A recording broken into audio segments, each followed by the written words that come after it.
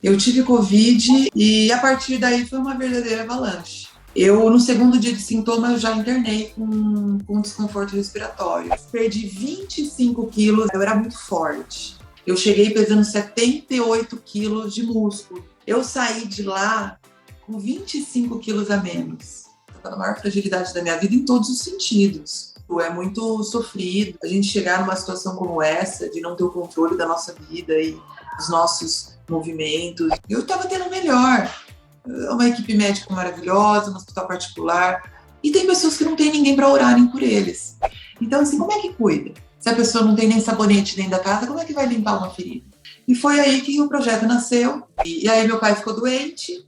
E ele falava para mim assim, nunca deixe de falar que o pós-Covid é tão grave quanto a doença. Porque tem muita coisa que a gente pode fazer, tem muita coisa que a gente pode fazer. A gente só precisa querer olhar.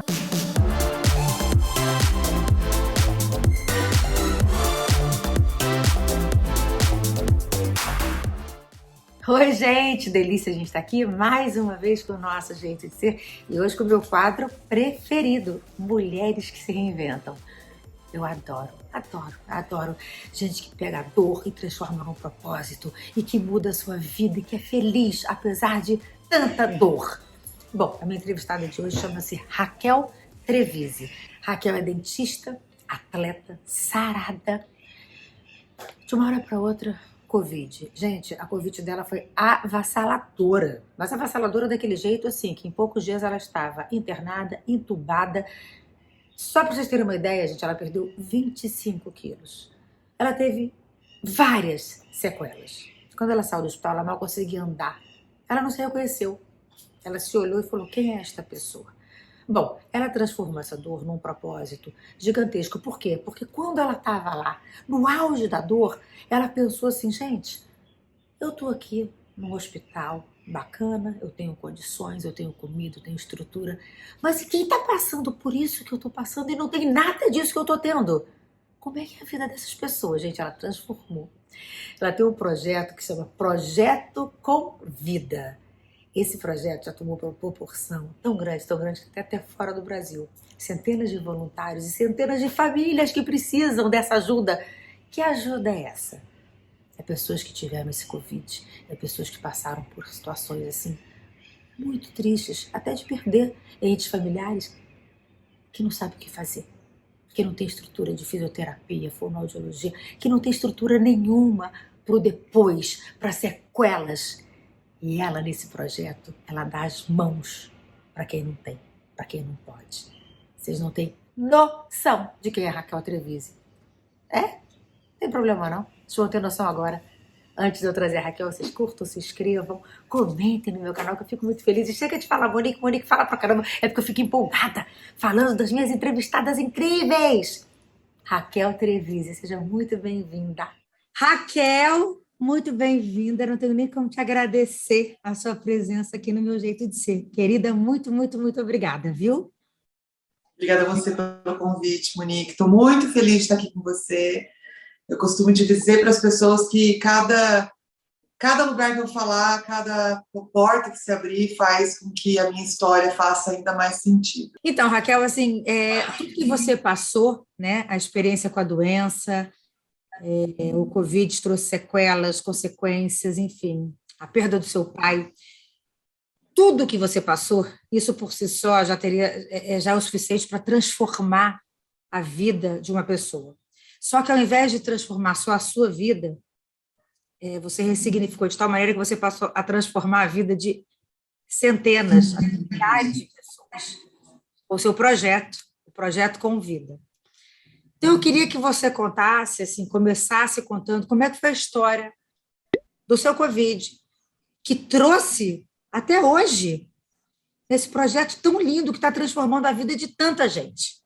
Eu tive Covid, os primeiros sintomas foram dia 7 de setembro de 2020. E a partir daí foi uma verdadeira avalanche. Eu, no segundo dia de sintoma, eu já internei com desconforto respiratório, no segundo dia. A doença geralmente se agrava do nono, 13º dia. Eu, no segundo dia, eu já estava no oxigênio, tá? No catéter de O2. Eu entreguei minha vida a Deus, uma folha branca assinada. Assim, faça da minha vida o que for preciso. Quantos dias você ficou internada?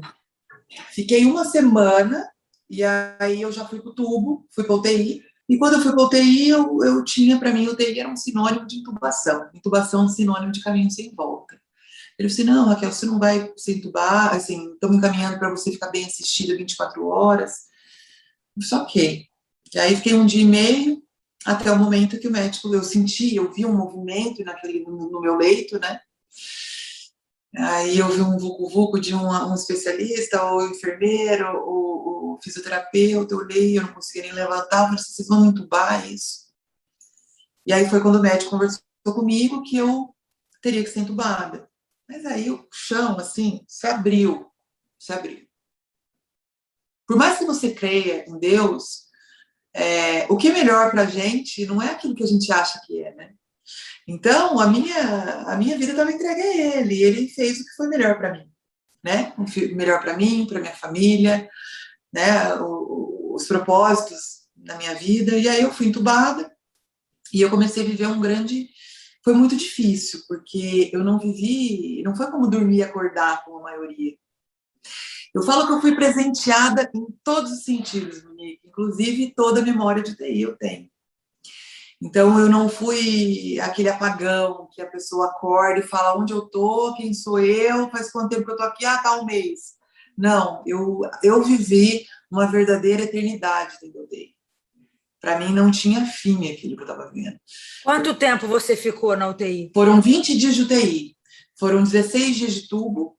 Eu fui estubada 2 vezes. Uma vez eu fui estubada e eu não consegui ficar 3 horas fora do tubo. Porque, assim, para você ficar entubada, você pode, em torno de 14 dias no tubo, oro, né, por dentro da boca. A partir desse momento, já vai para tráqueo. E até nisso, eu fui presenteada, porque a dor que eu senti, o sofrimento que eu senti, hoje é a calma para muitas pessoas, porque eu via, como eu tinha muita consciência de tudo, eu me via consciente entubada. E quando o médico falava para mim assim, se você não conseguir ficar fora do tubo, a gente vai fazer tráqueo. E eu falava, ok, né? Porque o que eu mais queria era fazer tráqueo. O que eu mais queria. Eu via as pessoas com tráqueo melhor do que eu, mais confortável do que eu, sofrendo menos do que eu. Então, hoje, o meu relato em relação a isso é muito, muito importante para tantas famílias que eu tenho ajudado. Porque às vezes entra em contato comigo e fala assim, Raquel, eu estou desesperada, vai ter que fazer tráqueo, sim, calma. Às vezes é um processo de extubação, né? Às vezes não está conseguindo acordar porque fica muito nervoso. Eu não fiquei, mas a maioria fica muito nervoso. Então, é um processo, faz tráqueo para poder extubar. E aí eu recebo esse feedback que as pessoas falam assim, Raquel, bem que você disse, obrigada de ter me acalmado, porque é exatamente isso. Foi feito a tráqueo para poder extubar, o dia seguinte já estava estubado. Então, até isso eu entendo como um grande presente. Tive complicação, como trombose no braço e na perna, tive infecção, perdi 25 quilos, eu era muito forte. Eu tinha em torno de 12% de gordura. Eu era muito forte. Eu entrei na UTI pesando 70, eu tenho 1,75 m. Eu cheguei pesando 78 quilos de músculo. Eu saí de lá com 25 quilos a menos. Eu nunca chorei de pensar aquilo que eu estava passando. Eu tive como um presente muito grande poder vivenciar como uma tetraplégica, como uma paraplégica, como uma pessoa que estava diante da maior fragilidade da vida, porque eu acho que eu vivenciando essa dor de uma forma tão intensa, foi uma forma muito, muito importante de eu me colocar no lugar do outro, né? Isso foi muito rico na minha vida, e eu não trocaria, claro, se a gente pensa, poxa, é uma tristeza, mas a gente consegue ter uma dimensão do nosso papel em vida, né? A gente consegue enxergar o que a gente pode fazer. E aí, nesse momento, eu vou falar até inclusive disso, viralizou aquele meu vídeo saindo da UTI, do hospital, eu com a mão atrofiada, não conseguia ficar ereta, me colocaram na cadeira de roda.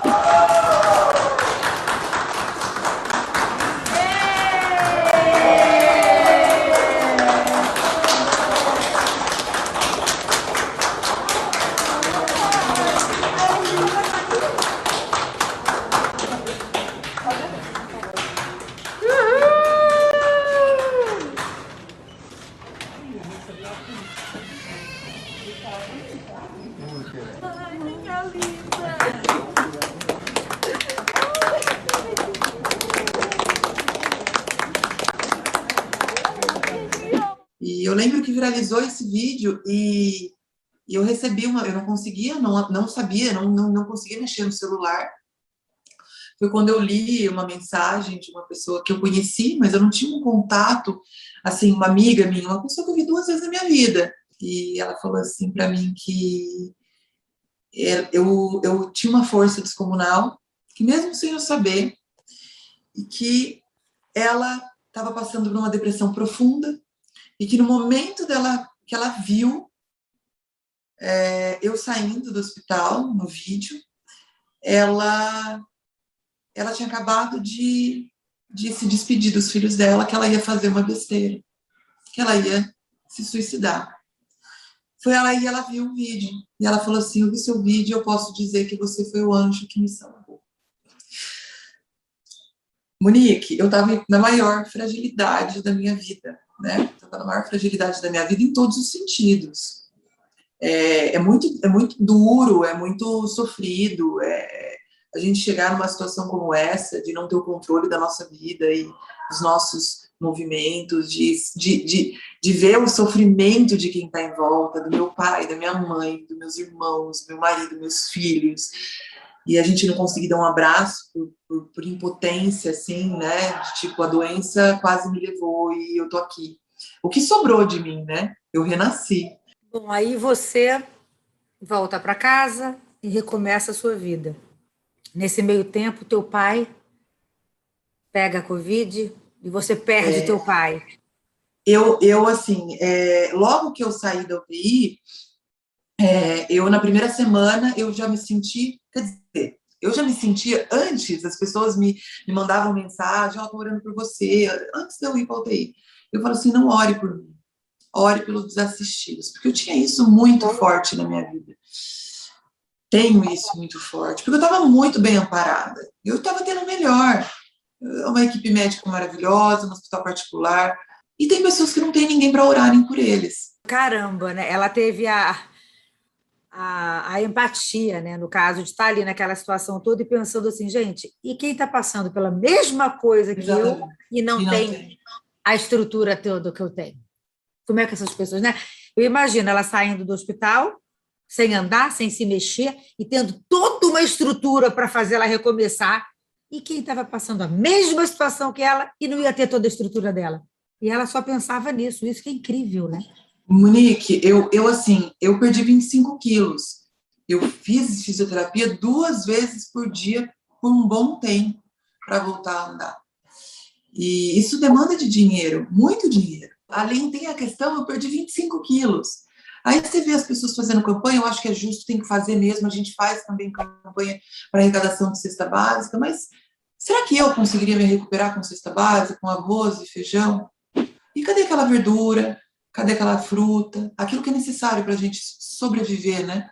Então, as pessoas saem numa situação que nem eu, como é que elas conseguem recuperar esses 25 quilos perdidos com qualidade, né?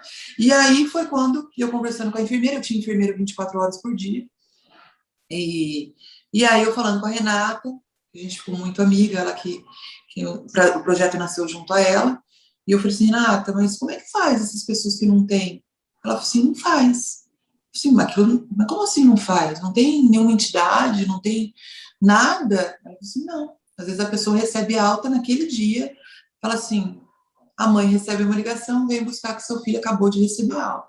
Não Tchau, faz benção. ideia do que tem. Às vezes tem embora de tráqueo, teve problema neurológico, teve dano cerebral. E não tem essa noção nenhuma, gente, de como cuidar. Maioria que está no hospital público vem com escara, com exposição óssea, com infecção nessas lesões. Então, assim, como é que cuida? Se a pessoa não tem nem sabonete dentro da casa, como é que vai limpar uma ferida? E foi aí que eu falei assim, não, eu preciso fazer alguma coisa para essas pessoas. Eu não andava ainda. Aí a Renata falou assim, se você montar o projeto, eu abraço a causa com você. E foi aí que o projeto nasceu, e o projeto nasceu neste momento, na minha vivência. E eu colhi uma pessoa que foi demais essa experiência, porque ele duvidou, o seu Walter, ele duvidou que eu estava acolhendo a esposa dele. Ele, no final da ligação, ele falou assim, olha, eu espero que isso não seja uma brincadeira de mau gosto. para você ter uma ideia de como as pessoas estão desacreditadas de que isso é possível. E aí depois a gente acolheu a segunda família que eu acolhi, o de Ellen, foi um caso bem grave, nova. E o que significa, para deixar bem claro aqui, acolher uma família? Vou pensar que eu sou uma família que eu precise, tá? Eu precisei do quê? Fisioterapeuta, eu precisei de psicólogo, eu precisei de nutricionista, eu precisei de suplementação, eu precisei de enfermeiro, eu precisei de amor e carinho. É certo. Tudo isso que a gente oferece para todos os nossos acolhidos. Eu olho como se fosse um espelho, sabe? Eu olho para a vida dele e falo assim, o que eu precisaria numa situação como essa? Se eu vivesse a situação dele, o que eu precisaria? E quantas famílias hoje, nesse momento, quantas famílias vocês estão conseguindo, já ajudaram e estão conseguindo ajudar? Até hoje o projeto... Já entre pessoas que já vieram, já foram, sim, que estão e que estão chegando, mais de 500 famílias. Eu falo famílias por quê? Porque a gente não é somente o que pegou a doença em si que se adoece. A família inteira adoece, né? A família inteira é uma verdadeira enxurrada, um tsunami, leva a família embora. Então a gente tem que cuidar não somente daquele que ficou doente, mas também daquele que cuida. Então a gente tem que ter o zelo por ele. Às vezes a gente acolhe famílias, por exemplo, que tem um dano cerebral muito grande e vai ficar acamado pela vida inteira. A gente não pode esquecer que a gente tem que cuidar daquele que cuida.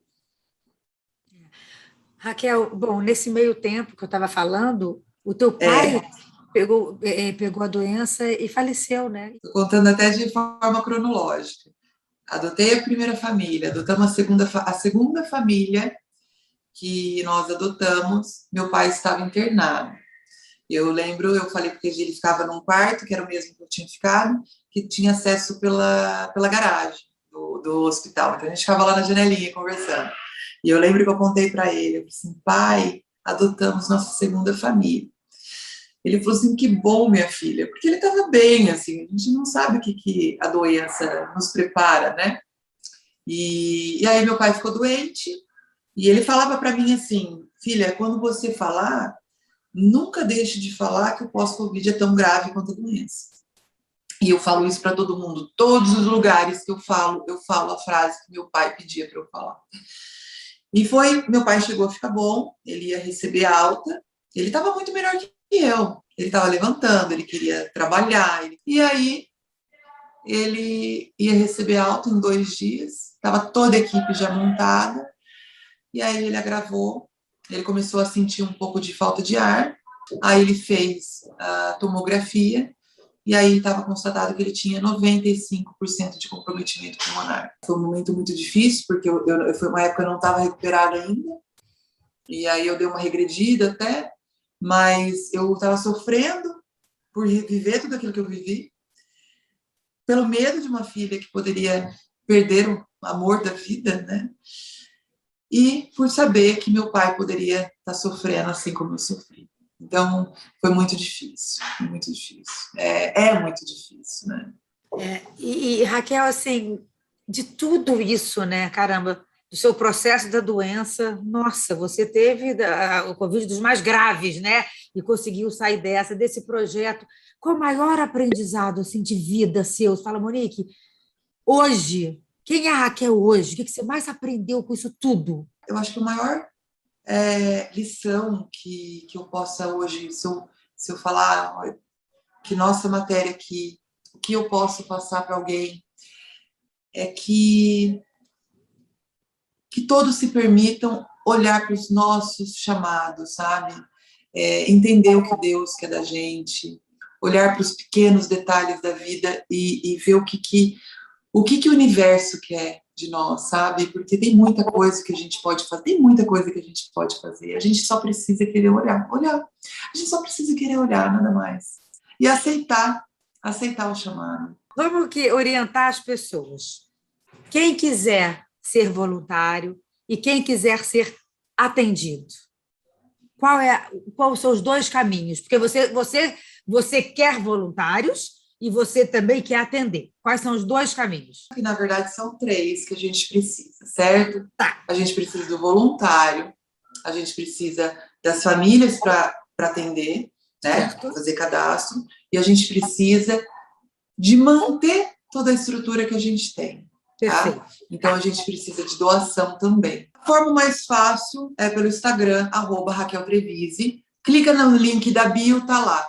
O site vai estar lá, tá? Se de repente a pessoa ficar mais confortável de chegar no Instagram, fica toda hora no Instagram, ficou no link da bio. Pronto. É lá que vai encontrar. As famílias também? As famílias também que todo mundo quiser pós-Covid. fazer qualquer uma das 3 coisas é por esse caminho. Tá aqui, ó. Raquel Trevisi, link da bio, voluntário, famílias que estejam precisando, né, esse pós-tratamento, essa ajuda e doações. Outro caminho, para quem vive no computador, para quem prefere do formato de computador, www.projetoconvida.com.br. Simples, lá vai ter tudo muito desenhado, não é um site que as pessoas se perdem, tudo é muito didático, muito prático. Gente, eu fico absolutamente encantada, queria te dar parabéns, porque quando você tira a sua dor para criar um propósito e com isso ressignificar e transformar e ajudar as outras pessoas, é isso. Ela ouviu o chamado, ela entendeu o chamado, porque quantas vezes a gente é chamada e a gente não entende. Ela entendeu o chamado e está aí cumprindo essa missão maravilhosa. Raquel, não tem nem como te agradecer. O que você precisar de mim, quando você precisar campanha, quando você precisar divulgar, me chama, me pede, minhas redes estão à sua disposição. Projeto para ajudar, para a gente fazer a diferença na vida de alguém, é o que eu mais amo na vida. Conta comigo, de verdade. Muito obrigada, minha querida. Muito, muito obrigada pela oportunidade, obrigada por abrir as portas e muito obrigada porque hoje você abriu suas portas e abriu seu coração como voluntária também. A partir do momento que a gente acolhe, a gente faz aquilo de coração, com muito amor, a gente se torna voluntário aquilo também. Muito obrigada e seja bem-vindo ao nosso projeto. Eu acho que tem muita gente que quer fazer a diferença na vida do outro e não sabe como. Tá aí um jeito. Eu queria dizer que eu estou te achando linda, que você já está toda linda de novo, sarada, corpaço, uma mulher linda, guerreira, vitoriosa. Obrigada. Parabéns por esse projeto. Que bom que eu te achei, que eu posso estar aqui, pelo menos ajudando de alguma maneira. Gente, espero que vocês tenham gostado. Curtam, comentem. Muito obrigada. Raquel, muito obrigada. Um beijo no seu coração. Muito obrigada, viu? Obrigada, viu? Gente, um beijo. Adorei. Obrigada. Beijo.